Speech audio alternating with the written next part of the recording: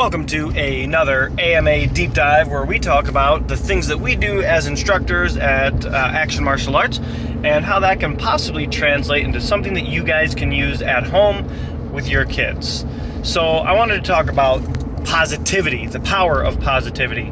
Especially I'm going into my first week of being a father. It's looking as though we will have our child in this world at the end of this week, and that's extremely exciting.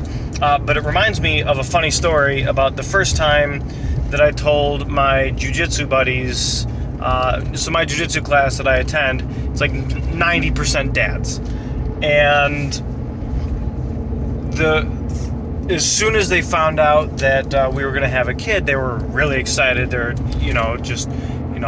super pumped. And they kept saying things, along the lines of, it's the best decision I ever made in my life. It's the best thing that ever happened to us. And like those awesome statements were really getting me motivated for like 45 seconds. And then they kind of switched to just how awful it was to be a parent. And it's like, oh, it's so great. It's so great. It's the hardest thing that you will ever have to do. Say goodbye to any happiness for the rest of your life. That kind of stuff. And so, like, their 45 seconds of just how amazing this experience and how miraculous this experience was going to be was pretty much overshadowed by the next 30 minutes talking about everything that's going to go wrong, from when they're really, really young, and we have some of the parents there, like parents of teenagers, so just how awful things are going to continue indefinitely. And many of those things I already figured out, but it's so strange that was kind of like the shift, even though the majority of the time was spent talking about negative stuff. The general consensus was it was not just positive, but like the best thing that ever happened to them. And that's kind of something that I wanted to think about and take away and really reflect on. So like as an instructor, I want my classes to be positive. As someone that works with kids, I want my interactions with them to be positive. When they're feeling down or when they're feeling discouraged, I want to shift everything back to a positive mindset so that their ability to learn is increased. And just positivity plays such a critical role in that. And there's a lot of different ways to work on staying positive, right? One of the main ones, and it kind of comes with that blessing and curse that we have of technology. Audit yourself. Take a look at your news feeds. Take a look at the people that you interact with the most. Take a look at the comments that you leave on social media, whether it's Facebook, whatever. Just look at the things that you tend to be drawn to. Are they positive? Are they negative? Right? Because if they're negative, and this happens a lot, right? Negative stuff tends to be, quote unquote, sexy. It draws our attention. It pulls us in. News stations know this. If they only reported on positive things, they would end up closing down, right? There's not enough money to be made in positivity, right? There's a lot of the negative stuff going on. And so to what degree do you ingest that kind of stuff? Because one of the things that you recognize, one of the things that is very well known about mindset is that your mindset follows your attention. And if your attention is largely on negative things, if your attention is largely on bad news, then your overall positivity tends to decrease. And this is a fairly reliable thing. And that can affect your relationships. That can affect your overall mood. And it's not saying that we need to, be ignorant or pretend that bad things don't happen, right? There's certain things that we do need to know about.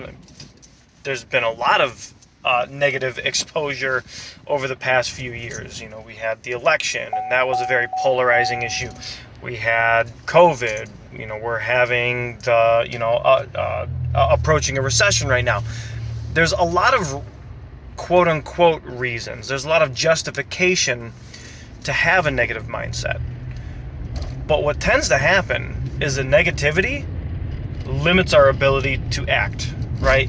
It creates this concept of defeatism.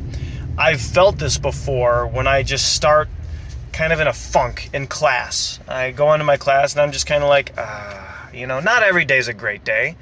You guys know this from work. My job is exactly the same.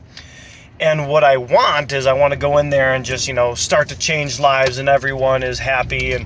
But my funk starts to register with the kids.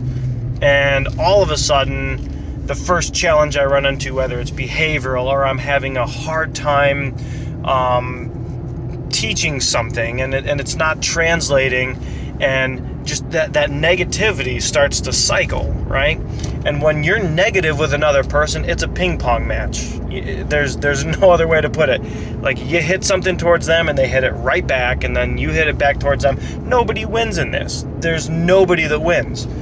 And the more you can really try to focus on positive things, and this is one of the things that I constantly think about if I'm in a funk and I'm teaching class, is that I really, really highlight the positive stuff.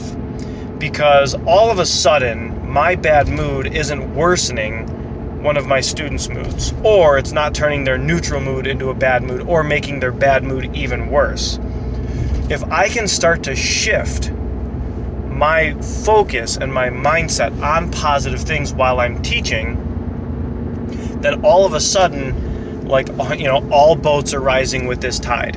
And it's a fantastic experience, because all of a sudden I see them struggling on one thing, and instead of making them struggle worse and then leaving class being like, man, I'm such a bad teacher, man, I'm such a bad coach, I see them start to smile at an area where they were struggling. And I'm like, man, even in my funk, this kid is developing. This kid is making progress.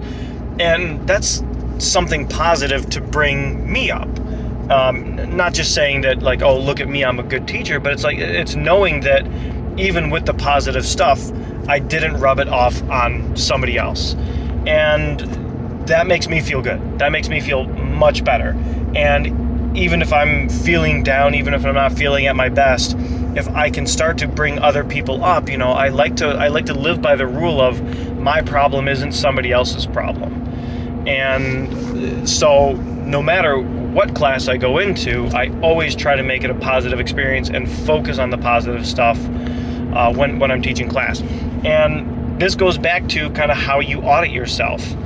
Can you focus on more positive things if you see a lot of negative crap in your newsfeed? Because even though it's easier for us to pay attention to negative stuff, it's just much more accessible at this point, it doesn't help us. It doesn't push us forward. And that's something that we should always be striving to do. We should want to elevate everything around us, because even when things are bad, even when things are less than ideal, when the news is terrible, we either feel like we want to give up and just quit, or we feel motivated to change it. And the only way to be motivated is to stay at least a little bit positive, right?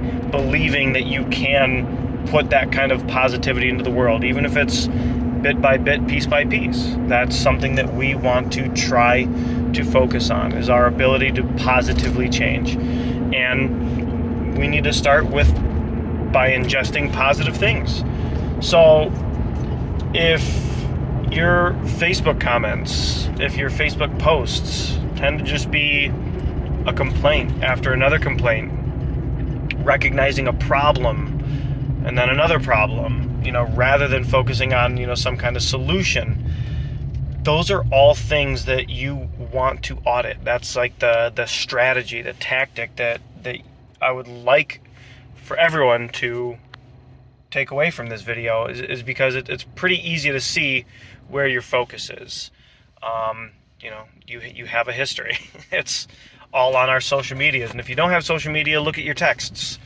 Look at your, think about your last conversations at work. Can you focus a little bit more on being positive? Can you bring the overall environment around you up a little bit? Is that something that's within your ability to control? And the answer is yes. You definitely can do that. And I would suggest that you definitely do that. So that's kind of my thought, because now it's all of our responsibility to make sure that the world is a more positive place for my daughter. As a joke. But also kind of not. That is a big part of my responsibility.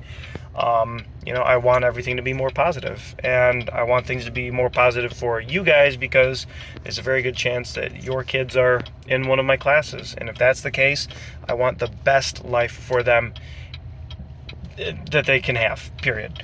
And so along with that, if you guys can, go into the comments and say, what strategies help you stay positive? What are some things that work for you? And not just, maintaining an overall positive mood, but like when you're feeling down, when you're feeling not so great, what are some things that tend to help you change that or want to change that?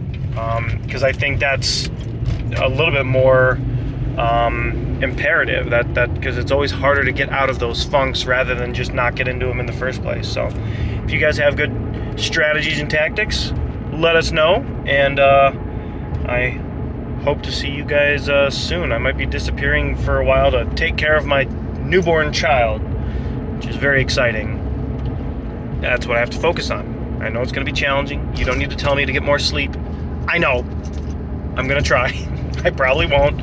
But even if that's the case, I want to try to stay positive and not take my grumpy, sleepy self out on my newborn child, who's just trying to explore the world now. I mean, soon. End of the week. Guys, thank you for tuning in. Thank you for listening.